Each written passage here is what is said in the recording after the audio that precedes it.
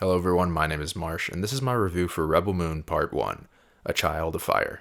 Let's jump into it.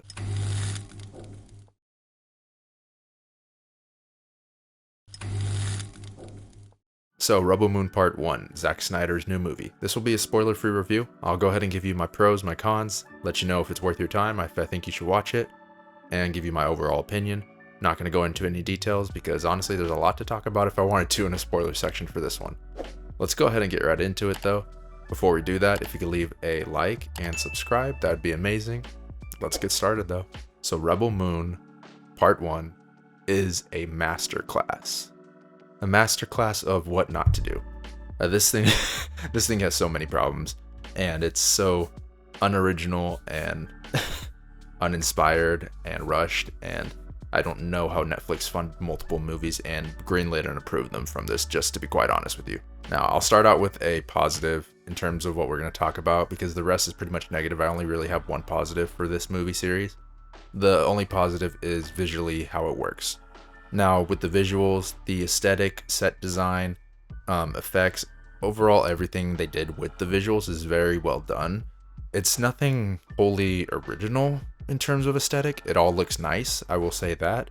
There are a lot of lens flares and solar flares that Zack Snyder likes to use, and I think it visually looks good. The rest of the movie is lacking, though, outside of the visuals, leading me to the point where I think Zack Snyder should probably stop writing movies and directing them, and should instead just be like a visual consultant, or I wouldn't even say cinematographer, because I have personal gripes with the visuals as well. So that's the only pro. Let's go ahead and just cut right into it and attack this thing out like I'm sure everyone else is doing. So with the pro of the visuals, I will say I also have a gripe with either I'm not sure if it's the lens choice, the aperture, or if it's an artificial blur that they're putting on their screen, but it is genuinely atrocious at certain times.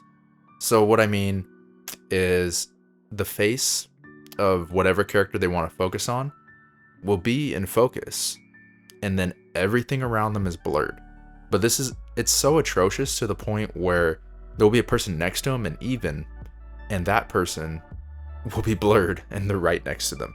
But then at times the blur changes as if they're switching focus on the camera, but it's almost artificial looking. So I'm not sure if it's something that was done in post. And also with it's done at certain times, there's hardly any shots where they're not using this. So when they're just taking a shot of a wide landscape, instead of having it all clear, they still have that stupid blur, or the choice of lens that they're using on it, that has almost a fisheye effect of blurriness. So the face will be clear and then everything outside of the face will be blurred. And they're doing this on landscape shots too, which annoyed the crap out of me, because it seems like a way just to hide the CGI and make it a little shittier in certain parts so that they don't need to pay to have everything look so detailed with the CGI. That's what it seems like the excuse for. So that's just a little critique in terms of camera work in the background with lens flares. And oh my god, the lens flares in this. The lens flares look good, but holy crap, you need like I said, this might be the lens choice, or it's a stylistic choice, but every shot has a fucking lens flare. Some type of light is spreading across. So what I mean by lens flare, when you shine a light in the camera and you see a bar of light come across, every shot has one. I get it's possibly a stylistic choice, but personally it was getting on my nerves, which is sad because I think a lot of the shots are set up well and have good lighting and everything, and sometimes it's just let me shove this artificial blur and lens flare in your face. Now that's in terms of the visuals. Let's get into the real gripes that everyone else is probably going to talk about. This is the most unoriginal movie ever. I know people are saying this is Zack Snyder's Star Wars. Well, yeah, it's Zack Snyder's Star Wars. He literally stole almost every plot point in Star Wars for this movie, and stole multiple random sci-fi tropes to make it the most unoriginal thing in the world. Without going into spoilers, if you look at, it's the first 5 minutes, so I'm not going to count this as a spoiler. You have Star Wars. We have a farmer in a sci-fi world. Literally starts out the movies looking at the sun or looking at the moons in the sky. What do we have here? We start out with someone on a farm in a sci-fi world looking at the moons in the sky. And we just go on, and there's like, Star Wars has a cantina. Let's have our own cantina. Star Wars has a Han Solo. Let's have our own Han Solo. And let's have our own scene in the cantina that matches exactly like Star Wars in terms of picking up Han Solo and dealing with bounty hunters. Like, they're literally plagiarizing, to an extent, Star Wars. Like, it's not even like, oh, these tropes. They're just sci-fi tropes we're using. Like, no, they're literally, like, copying scenes. Not word for word or anything, but, like, the whole idea of the scenes. And I guess if you want to do your own retelling of Star Wars, that's fine if it's a retelling, but, like, it's very blatant, and I don't know if everyone knows the context that this is a Star Wars retelling. Like, there's even lightsabers at one point, to the, like, extent where it's like, what are we doing here?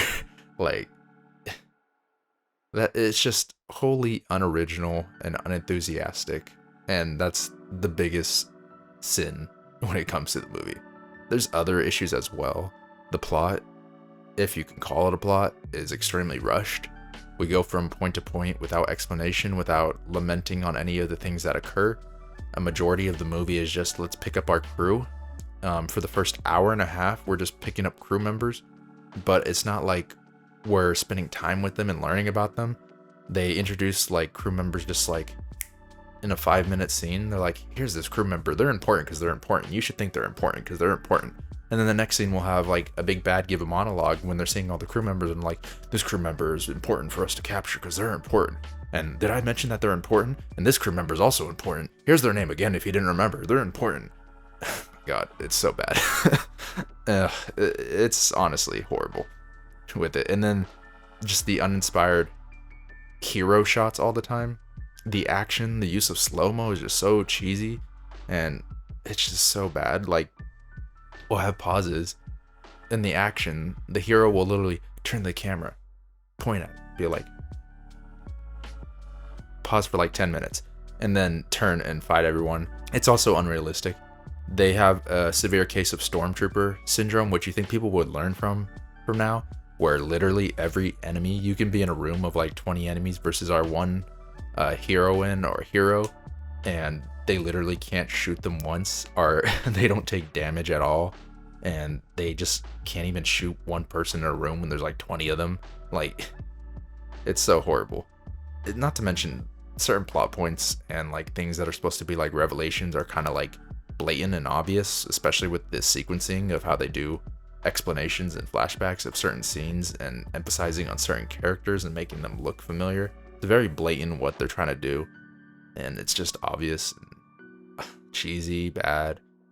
Like, where do I go? Like, even the action, like, for this new take on Star Wars, they really wanted to make it PG-13. They had to insert that one cuss word in a specific spot, because you'll recognize it because it's the only time a cuss word is used in the whole movie, and it's very blatant when they use it, and out of the ordinary because they're not using it in this universe. And whenever there's literal like knives being stabbed into people, there's no blood coming out because they can't show blood because it's PG-13. They need to make it good for all families, despite them trying to make it an adult show where they're having sex everywhere, but they can't show blood because they still need it to be PG-13. Like, this is just atrociously bad, offensive, unoriginal, and I have no clue how Netflix approved a second movie coming in April. I don't even know how they greenlit this initial script. Like, they think just because they get Zack Snyder's name on it that it's a magical like thing coming in. I just don't get it, because you think with everything they've been struggling with, they might want to like vet their projects and not waste money on them. I don't know, but maybe it's better to just get people talking about a really bad movie and getting them on their platform. Subscribe, because that's how they make money in the first place. Maybe that's their plan. But this is just not it. It's really not. Like, if I wanted to go into more detail on like spoilers on a lot of like, I could honestly, if I wanted, I could do a spoiler video where I go through each moment in the movie that's unoriginal, uninspired, stupid, and just break it down and be ruthless. And I'm being pretty ruthless with this right now because this is a pretty bad movie. Like, at first, after finishing it, I'm like, maybe it's like maybe I can be nice, it's just average. But then when I started this like video, I just felt the need to vent at how bad it is. Zack Snyder should not be directing movies anymore, especially after what he did to the DCEU and basically ruining the whole trajectory of the DCEU with his tempering of that. He should not be directing and writing anything anymore. I think he's outdated, uses slow-mo way too much, generic hero shots way too much. The dialogue is just horrible and cheesy, and he's just not well served for Hollywood anymore and what it is. If you want to make a movie that's going to be a 4 out of 10 and just have a few cool explosions, I mean, you might as well call Michael Bay instead. He'll do a little better. Zack Snyder's not it. Visually, I guess he can still do it. He should work more as like a cinematographer or a like visual consultant, but he's not there anymore when it comes to making movies. So that's it. Rebel Moon Part 1. I guess if I had to give it a rating, like a 3.5, maybe a 4 out of 10 if I'm being generous. It's pretty bad.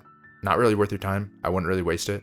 If you're a huge Star Wars fan and you don't really have an eye for critique in terms of like caring about unoriginal things and you just want to see Star Wars told to you again in a really like a worse package overall, then you might enjoy it, but I'm not going to be nice on this one. It's pretty bad. Let me know in the comments below what you thought about it though, if you have seen it, and tell me how I'm wrong, because obviously I'm probably wrong about this, but I'm not. I'm pretty confident on this one. Anyways, thank you all for watching. If you're still here, consider leaving a like and subscribing, and I hope you all have a wonderful rest of your day. Talk to you guys later. Bye-bye.